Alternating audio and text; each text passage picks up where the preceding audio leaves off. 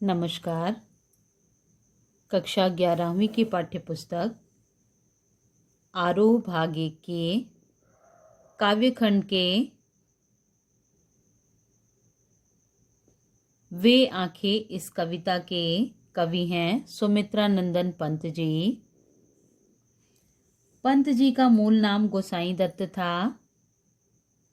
इनका जन्म सन 1900 ईस्वी में उत्तरांचल के अल्मोड़ा जिले के कौसानी नामक स्थान पर हुआ। यहीं पर इनकी प्रारंभिक शिक्षा हुई तथा उच्च शिक्षा बनारस और इलाहाबाद में हुई। युवावस्था तक पहुँचते पहुँचते महात्मा गांधी के असहयोग आंदोलन से प्रभावित होकर इन्होंने पढ़ाई बीच में ही छोड़ दी। तत्पश्चात वे स्वतंत्र लेखन करते रहे। साहित्य के प्रति उनके अविस्मरणीय योगदान के लिए कई पुरस्कारों से भी सम्मानित किया गया। इन्हें भारतीय ज्ञानपीठ पुरस्कार, साहित्य अकादमी पुरस्कार, सोवियत लैंड नेहरू पुरस्कार एवं भारत सरकार ने इन्हें पद्म भूषण से सम्मानित किया।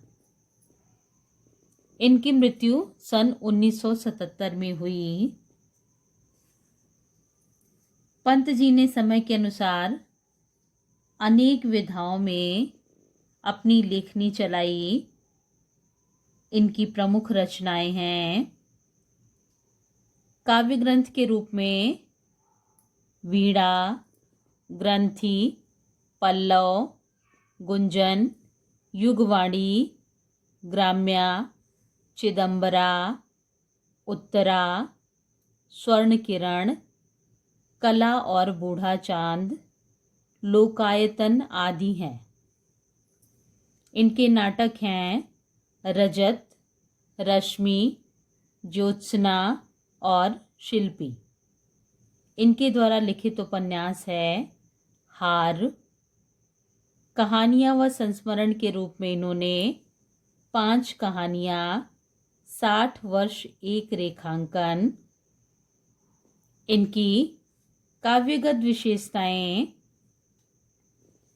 छायावाद के महत्वपूर्ण स्तंभ सुमित्रा नंदन पंत प्रकृति के चितेरे कवि हैं।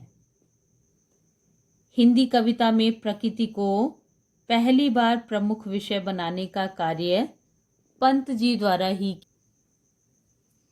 इनकी कविता प्रकृति और प्रकृति के अंतरंग संबंधों का प्रकटीकरण है।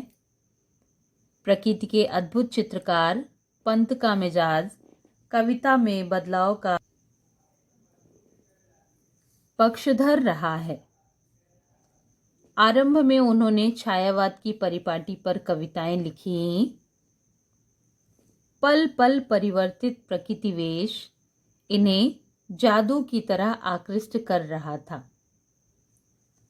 बाद में चलकर प्रगतिशील दौर में ताज और वे आंखें जैसी कविताएं इनके द्वारा लिखी गईं, जिनमें से वे आंखें ये कविता आपके पाठ्यक्रम में है।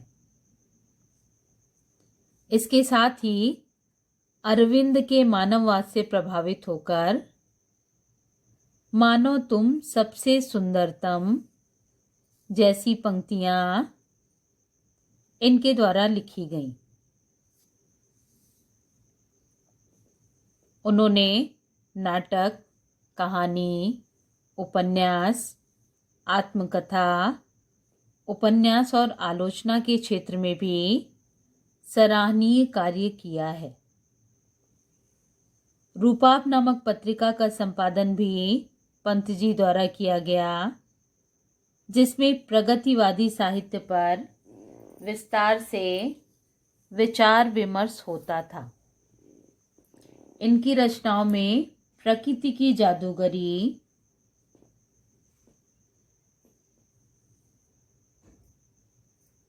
जिस भाषा में अभिव्यक्त हुई है उसे स्वयं पंत जी द्वारा चित्र भाषा अथवा व्यंग्यात्मक भाषा की संज्ञा दी गई है। ब्रज भाषा और खड़ी बोली के विवाद में पंत जी ने खड़ी बोली का पक्ष लिया और पल्लव की भूमिका में विस्तार से खड़ी बोली का समर्थन भी इनके द्वारा किया गया। अब हम अगली वीडियो में इनके द्वारा लिखित कविता वे आंखें का भाव सौंदर्य व काव्य सौंदर्य विस्तृत रूप से पढ़ेंगे।